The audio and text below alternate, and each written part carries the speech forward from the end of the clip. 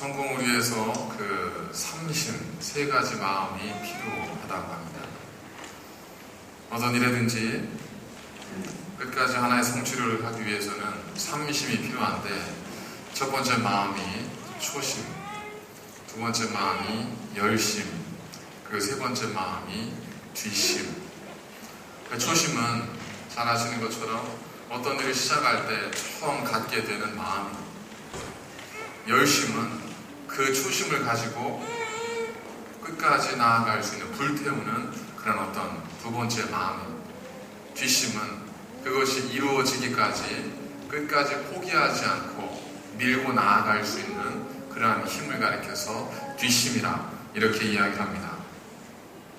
한나라 유향이라고 하는 분도 서론이라고 하는 책에서 이 모든 것 중에 어느 것 하나 중요하지 않은 것이 없지만 항상 가장 중요한 것은 처음 마음이다 그랬습니다. 왜냐하면 이 초심 속에는 결국 열심과 뒤심이 담겨 있기 때문에 그렇습니다. 생각을 해보십시오. 그냥 적당히 하고 이렇게 해서 저 정도 하면 이렇게 될 거야. 초심이 이러면 이런 초심을 가진 사람에게 열심이 나올 수 있겠는가? 그런 초심을 가지고 있으면서 뒤심을 발휘할 수 있는 그런 결과를 만들어낼 수 있겠는가?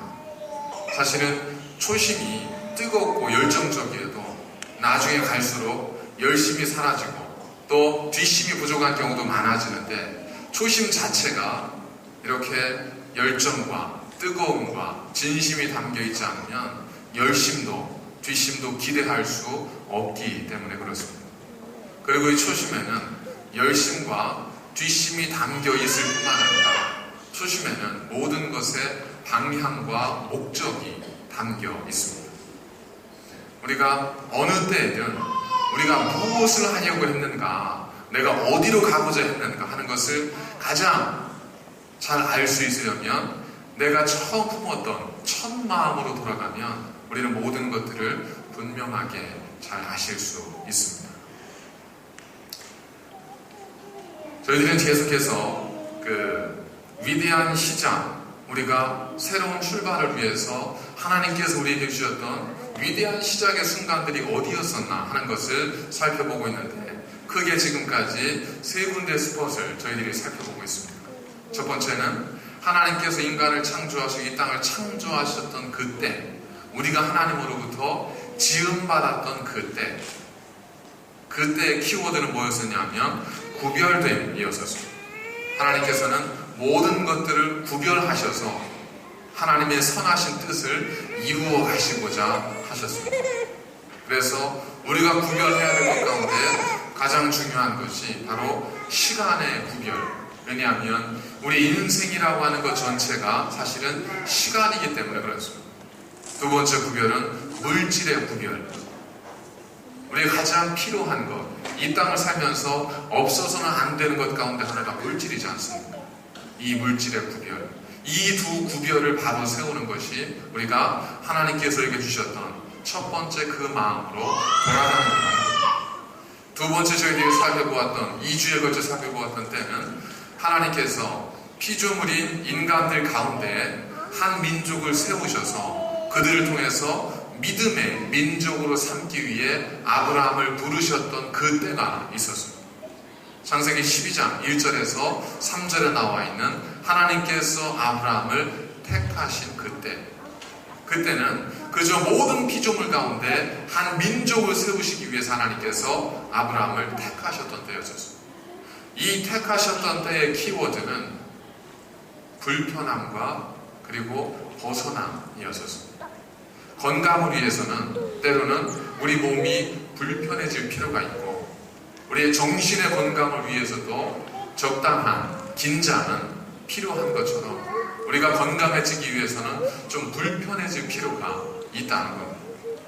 또한 우리가 이전의 삶에서 새로운 미래를 향해 나아갈 때는 반드시 우리가 예전의 영향력으로부터 벗어나는 그러한 과정이 필요하다는 겁니다. 그래서 예전에 우리를 지배하고 있었던 옛 구습, 습관을 쫓던 모든 과거의 영향력으로부터 우리가 벗어날 때, 마치 아브라함이 고향과 친척과 아버지의 집을 떠남을 통해서 과거의 영향력에서 벗어나 새로운 하나님의 주시는 삶으로 들어갔을 때 이 아브라함이 믿음의 조상이 될 수 있었던 것처럼 우리가 처음으로 위대한 시작으로 다시 돌아간다는 것은 다른 말로 표현하면 우리가 조금 불편해지는 것, 우리가 지금까지 익숙해졌던 과거의 삶으로부터 건강한 삶을 위해 좀 불편해지는 것, 그리고 또 하나는 예전의 삶으로부터 벗어나서 이제는 내가 사는 것이 아니라 내 안에 예수 그리스도께서 사시는 것이기 때문에 이제 우리가 하나님의 영향력 아래로 들어갈 수 있는 그러한 벗어남의 삶, 이것이 두 번째 스폿의 어떤 키워드였었습니다. 오늘은 세 번째 시간으로 하나님께서 인간을 창조하시고 그들 가운데 한 민족을 택하셨을 뿐만 아니라 그 민족들 가운데 12사람을 택하셨습니다. 그 민족들 가운데 12사람을 특별히 택해서 그들로 하여금 주님께서 어떠한 목적을 이루어 가도록 하셨습니다.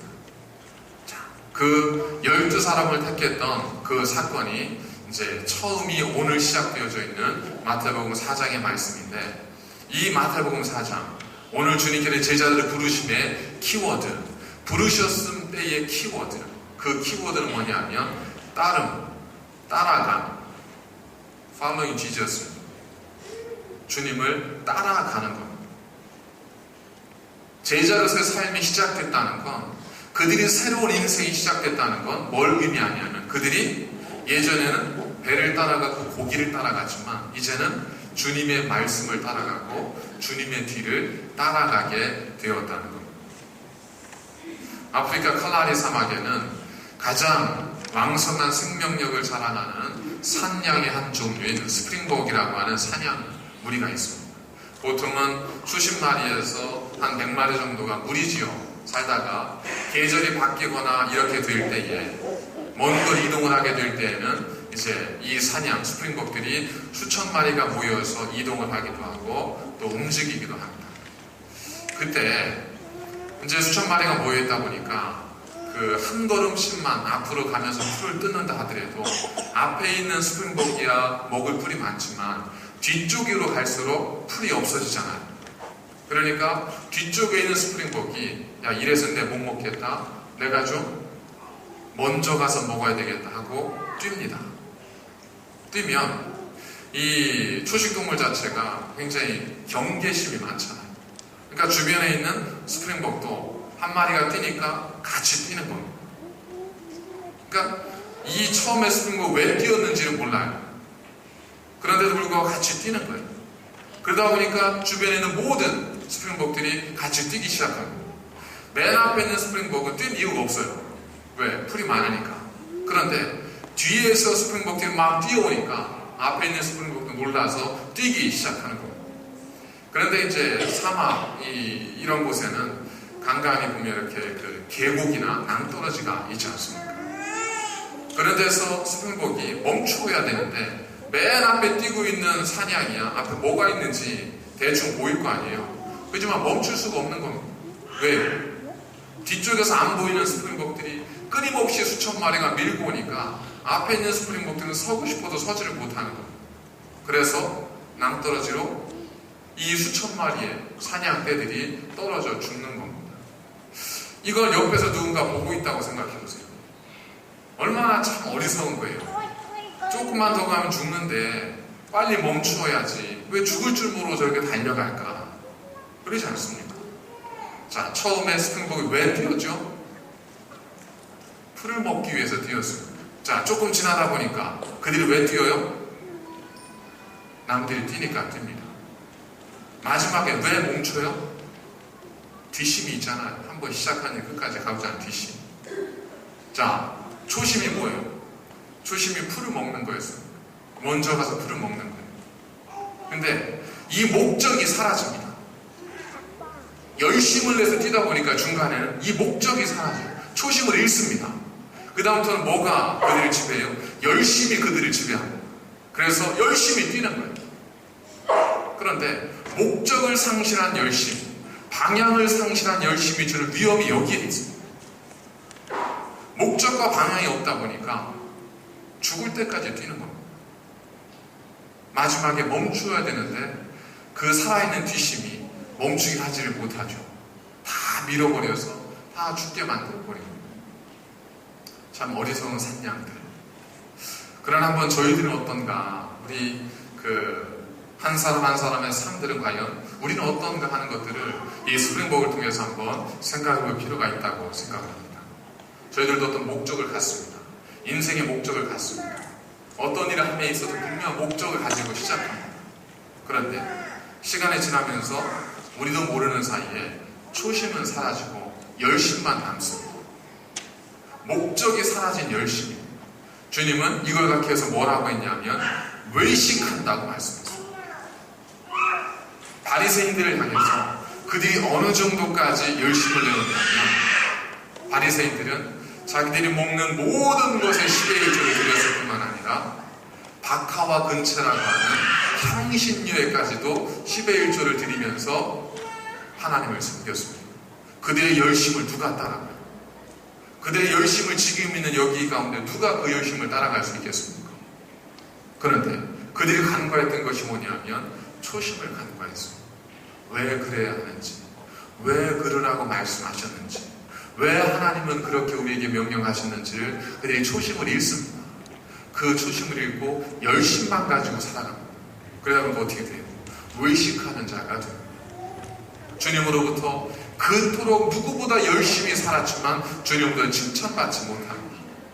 오히려 주님께서 성경에서 유독 저주하고 화를 내었던 대상, 그들이 누구냐면 그들이 바리새인들이죠. 다른 사람들, 모든 죄인들에 주님께서 어디 화를 내시고 어디 그들을 저주하셨습니까? 현장에서 가늠하다 붙잡혀온 여인을 향해도 주님은 저주하지 않으셨습니다. 귀신 들려서 다른 사람들을 피곤하게 하고 다른 사람들의 삶을 방해하는 그 남자를 향해서도 주님은 저주하거나 책망하지 않으셨습니다. 그러나 바리새인들만은 주님의 책망을 받습니다. 왜요? 그들이 초심은 없는데 열심만 남은 겁니다. 자, 그 열심이 그들을 어떻게 만들었죠? 그 열심만 있으면 되는데 그 열심에 뒤심까지 있었는 거예요. 그러니까 어떻게 해요? 마지막까지 주님은 십자가에 못 박지 않습니까? 누가 못 박았어요? 우리가. 하지만 그 자리에서 대제사장들과 그리고 서기관들과 바리새인들이 예수님의 십자가 못 박았지 않습니까? 성경을 보면요, 그들의 삶처럼 열심 있는 삶이 없습니다. 그들처럼 성실하게 율법을 지키며 사는 사람이 없었습니다. 그런데도 그들은 주님을 못 박습니다. 왜? 초심을 잃었기 때문에 그렇습니다. 주님께서 소아시아 일곱 교회 가운데 첫 번째 교회인 에베소 교회를 향해서 너희가 처음 사랑을 잊었다라고 말합니다. 처음 사랑을 잊은 채 살아가면서 내가 사랑하는 것은 때로는 집착이 되기도 하고, 때로는 자기 만족이 되기도 하고, 때로는 자기 욕망이 되기도 하지 않습니까? 이제 저희가 예배를 드리고 또 모임을 갖고 이러지 않습니까? 곰곰이 가끔 그런 생각을 합니다. 왜 예배를 드릴까? 뭐 주일 예배 한 번만 드린다고 해서 문제되는 것도 없는데 왜 수예배를 드리고 새벽 예배를 드릴까? 결국 경건의 훈련을 갖기 위해서지 않습니까? 그래서 이제 그런 마음의 결단, 목표를 세우신 분들이 이제 예배를 참석을 하세요. 그래서 수예배도 참석하시고 새벽 예배도 참석하십니다. 그래서 시간이 지나죠. 자, 시간이 지나면서 초심은 점점 사라져갑니다. 열심만 남는 거예요. 그래서 뭘 하죠? 빠지지 않는 겁니다. 그러다가 어딘 한번 빠져요. 그럼 저한테 뭐라고 말씀하시죠? 목사님 죄송합니다. 왜요? 사실 저한테 뭐 이렇게 그쵸? 인간적인 관계에서 또 함께 예배드리면 좋은데, 그러니까 죄송한 마음도 있으시겠지만 정말 중요한 건 내가 하나님을 왜 예배코자 했고 내가 왜 이 자리에 있고자 했는가 라는 것이 그 무엇보다 중요하지 않습니까? 그것에 대한 어떤 돌아봄이 없이 그저 우리가 우리의 행위에 대한 어떤 반성을 하는 것 자체는 어찌 보면 우리 스스로도 초심을 잃고 점점 열심만 가지고 살아가는 그리스도인의 모습일 수 있다는 것. 하나님께서도 그렇고 예수님께서도 그렇고 부르셨을 때 우리가 돌아가야 할 첫 번째 위대한 시작의 때에는 하나의 공통점이 있는데 하나님께서 부르실 때 주께서 부르실 때는 반드시 목적을 가지고 부르셨습니다. 아담과 하와를 부르셨습니다. 그들을 창조하셨습니다. 그들의 시작을 주셨습니다. 왜요? 그 동산을 다스리게 하기 위한 목적이 있었습니다. 아브라함을 부르셨습니다. 왜요? 그로 하여금 큰 민족을 이루고 그 이름을 창대케 하여 그로 복의 근원이 되게 하기 위해서. 자, 그러면 주님께서는 왜 제자들을 부르셨을까? 제자로 표현되어지는 우리 그리스도인들을 주님께서는 왜 부르셨을까? 우리는 그거는 시간이 지나가면서 아주 잊게 되고 그저 우리가 행하고 있는 어떤 하나 있는 행위들을 우리가 지키려고 하는 그런 마음들이 강해지지 않습니다. 주님께서 우리를 부르신 이유가 있습니다. 오늘 말씀 보니까 나를 따라오너라 내가 너희로 사람을 낚는 어부가 되게 하리라. 이것이 주님께서 제자들을 부르신 목적이었습니다. 그럼 제자들은 주님을 왜 따라갔을까? 주님이 말씀하신 그 목적을 이루기 위해서 따라갔습니다. 주님께서 너희로 사람을 낚는 어부가 되게 하겠다고 하니까 제자들이 그물을 내려두고 다 주님을 따라가기 시작했습니다. 그런데 아마 그 중에는 그것만이 아니었겠죠. 아마도 주님을 따라가면 제자 사람을 낚게도 하고 영원한 생명도 주신다는데 그것만 주시겠어 하는 마음으로 따라갔겠죠. 그랬으니까 중간중간에 다투기도 하고 고민하기도 하고 엉뚱한 것을 주님께 원하기도 하고 그러지 않습니다. 여러분들이 즐겨하시고 좋아하시는 성경 말씀 가운데 하나가 마태복음 11장 28절이잖아요. 수고하고 무거운 짐 진 자들아 다 내게로 오라 내가 너희를 쉬게 하리라. 듣기만 해도 위로가 되고 듣기만 해도 마음의 평안을 주는 말씀입니다.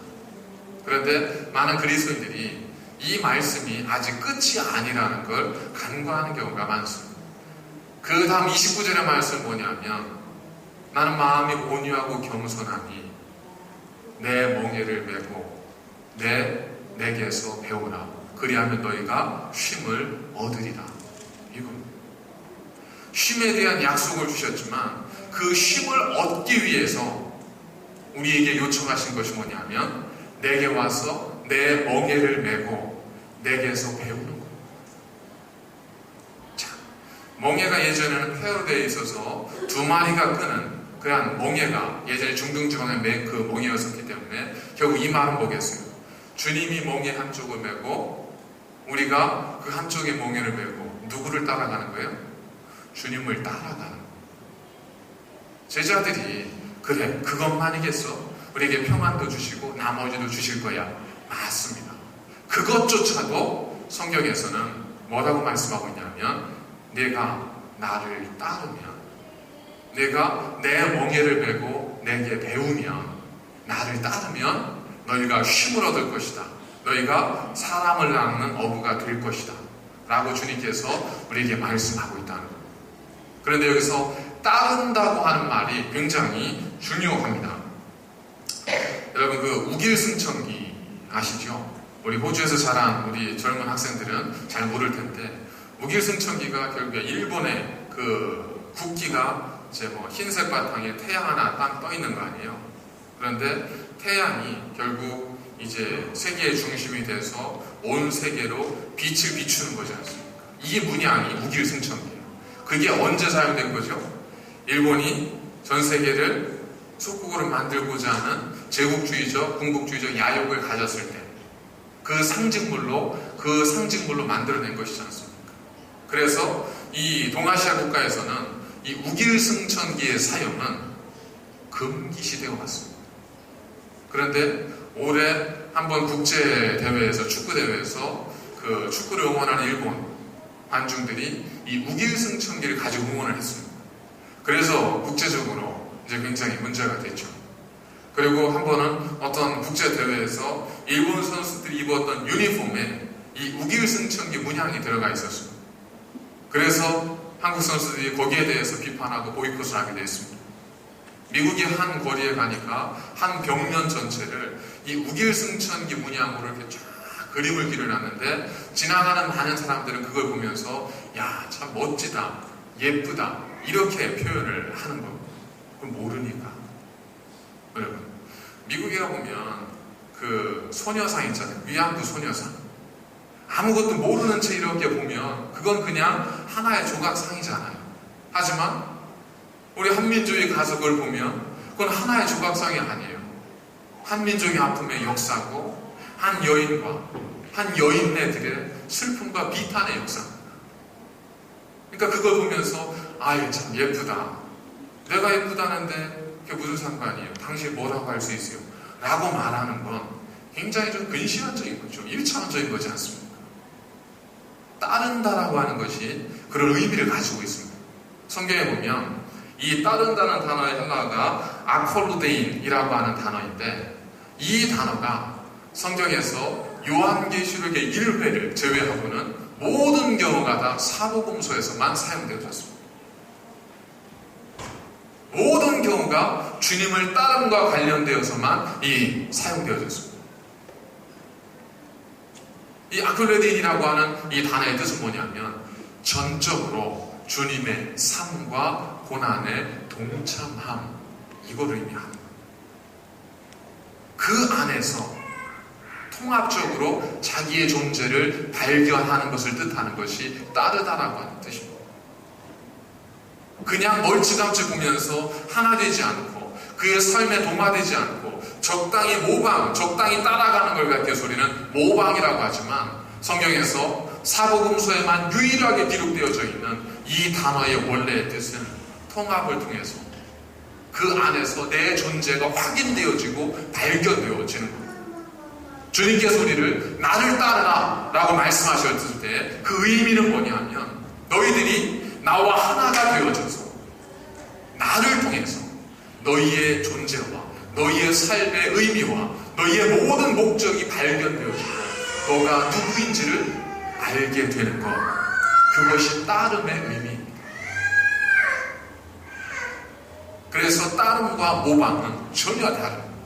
성경에서 이 단어는 굉장히 제한적이고 엄격하게 사용되어졌습니다. 그런데 우리가 이 따름의 의미, 이 따름의 단어를 우리 그리스도인들 스스로가 굉장히 약화시켜 버렸습니다. 우리 스스로가 굉장히 이 단어의 의미, 그렇다면 그리스도를 따르는 사람들이 누구죠? 그리스도인이잖아요. 자, 그리스도인.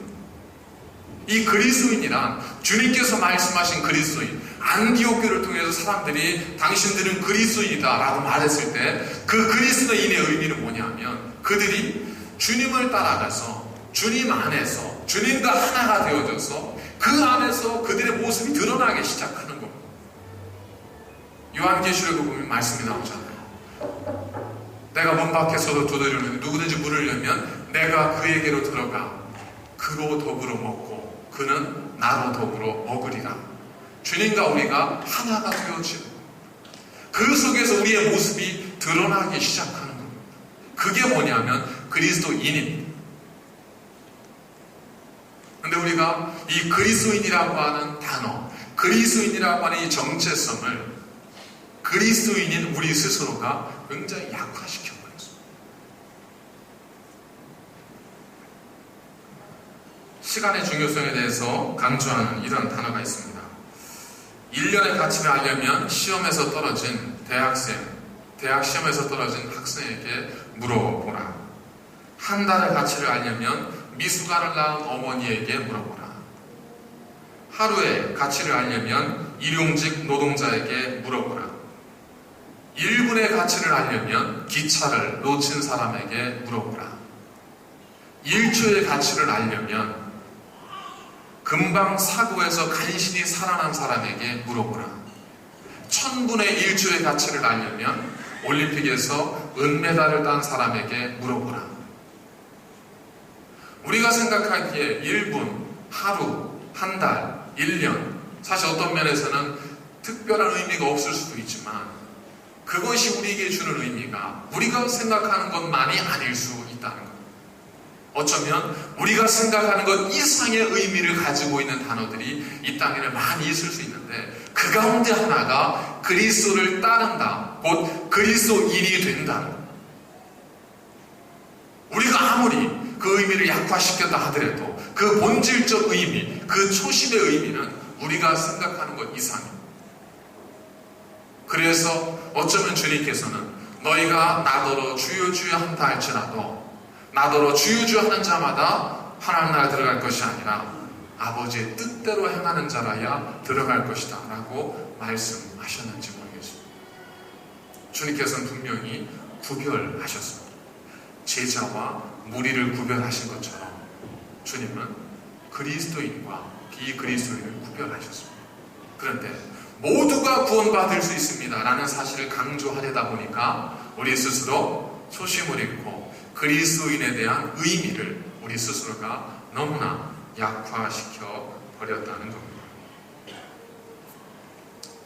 누가 그랬을까? 아니, 누가 그랬을까요? 예전에 그 한국 역사, 한국 교회사의 기록을 보면 이런 기록이 있습니다. 마을에 한 탐관오리가 있었습니다. 탐관오리가 자기의 상전에게 청을 올렸는데 그 청을 올린 내용이 뭐냐면 나의 임지를 이 고을에서 다른 고을로 바꿔주십시오 라는 내용이었습니다. 이유가 뭐였는지 아세요? 이 마을에는 예수쟁이들이 너무 많아서 내가 뭐든 내 마음대로 하기가 힘듭니다. 뭘 좀 줘야 받는데 얘들은 맞으면 맞았지 이 사람들은 주지를 않습니다. 같이 좀 뭘 협작을 해야 되는데 이 그리스도인 예수쟁이들은 그냥 예수만 따른다고 하면서 거짓말을 하지 않습니다. 그래서 도저히 내가 이 마을에서는 얻을 게 없습니다. 나를 좀 다른 마을로 옮겨주십시오. 이게 한국 교회사 속에 나와 있는 역사적 기록 가운데 하나였습니다. 그리스도인이 그랬습니다. 교회 다니는 것의 의미가 이랬습니다. 비록 멸시는 받았고 괄시는 받았지만 크리스토스톰 이야기도 알지 않습니까? 하도 말을 안 들으니까 저를 그럼 당장 옥에 가둬라. 망이시오. 저를 옥에 가둔들 소용없습니다. 왜 그러냐? 옥에 가면 아마 저는 그곳에서 그 고난받는 것을 기뻐하면서 하나님께 찬양을 드릴 겁니다. 그래? 그럼 극심한 저 독방에 가두어라. 망이시오. 그것도 소용없습니다. 왜?